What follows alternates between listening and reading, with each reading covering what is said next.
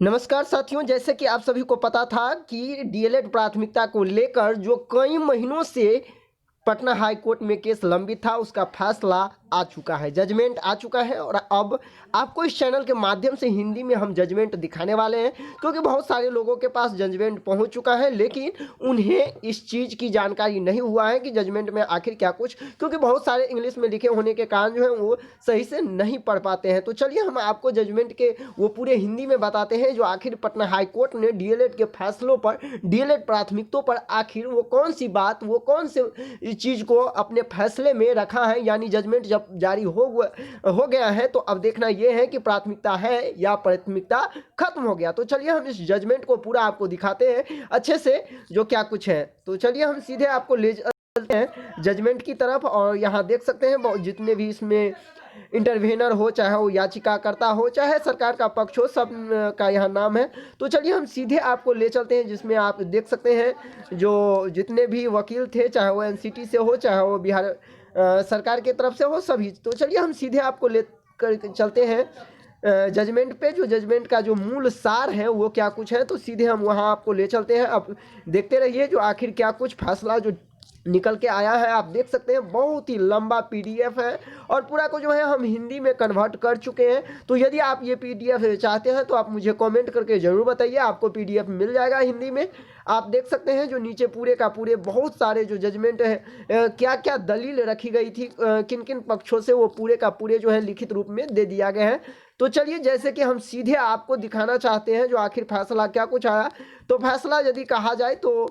जो मुख्य लेटर था, जो आपको पता ही होगा, जो लेटर प्राथमिकता को लेकर दिया गया था, तो इस पर जो है यदि हम बात कर ले बीएड के पक्ष से, तो यह इसमें स्पष्ट कहा गया था कि यह जो लेटर है वो जब औपबंधिक मेधा सूची और फाइनल मेरिट लिस्ट आना प्रारंभ हो चुका था, ऐसे में सरकार ने यह लेटर जारी किया था। आपको यहाँ स्पष्ट तौर पर यहाँ देख सकते हैं लिखा हुआ है दिनांक 20/8/2019 तक अंतिम तिथि जो था उसका, उसके सब पूरे होने के बाद यदि उसमें हम बात करें तो आप देख सकते हैं तक मेरिट सूची तैयार करना था। यानी बीएड अभ्यर्थियों ने इस चीज को भी वहां मेंशन करवाया था कि इतना तिथि तक जो है उसका औपबंधिक मेधा सूची जारी होना था, इतना तक उसका फाइनल मेरिट लिस्ट जारी होना था, और इसी बीच में शिक्षा विभाग ने लेटर जारी किया, आप यहाँ देख सकते हैं। और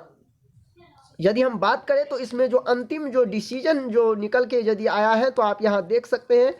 बिल्कुल ये साफ लिख दिया है कि आप देखिए यहाँ मुख्य बात यदि हम बात कर ले तो यहाँ पर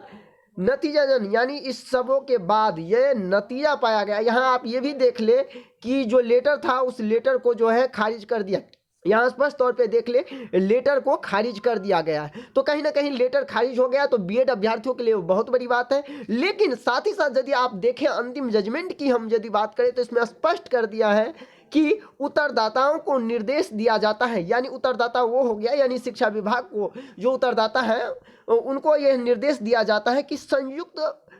योग्यता के आधार पर, देखिए ध्यान देने वाली बात है, संयुक्त यानी साथ ही साथ योग्यता के आधार पर चयन प्रक्रिया को पूरा करे। तो देखिए आप लोग यहीं तक पढ़ते हैं, लेकिन इंग्लिश जो को जो है हिंदी में कन्वर्ट करने में आप देखिए उल्टा हो गया है। सूची आप गौर से देखें तो यहाँ स्पष्ट है जो संयुक्त योग्यता के आधार पर चयन प्रक्रिया को पूरा करे सूची, यानी इसमें यदि हम सही रूप से पढ़े तो स्पष्ट है कि संयुक्त योग्यता के आधार पर चयन प्रक्रिया की सूची को पूरा करे। देखिए जो चयन प्रक्रिया का सूची है उसको संयुक्त रूप से पूरी करे। इसके बाद आप देखिए स्टेप यदि आप यहाँ देख रहे हैं तो स्पष्ट लिखा है, इसके बाद यदि राज्य अधिमान्य उपचार देना चाहता है, यानी फिर ना कहीं आप समझ गए होंगे कि सरकार पे ये छोड़ा है कि चाहता है से डीएलएड उम्मीदवारों को उन्हें एक सचेत नीति अपनानी होगी, यानी डीएलएड के लिए जो एक नीति अपनानी होगी, डीएलएड को वेटेज निर्धारित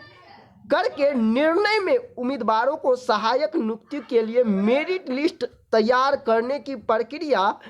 शिक्षक और ऐसे मापदंडों को सूचित करने के, यानी सूचित करने के बाद ही वे कार्य कर सकते हैं। यानी आप कहीं ना कहीं समझ गए होंगे, ये स्पष्ट कर दिया है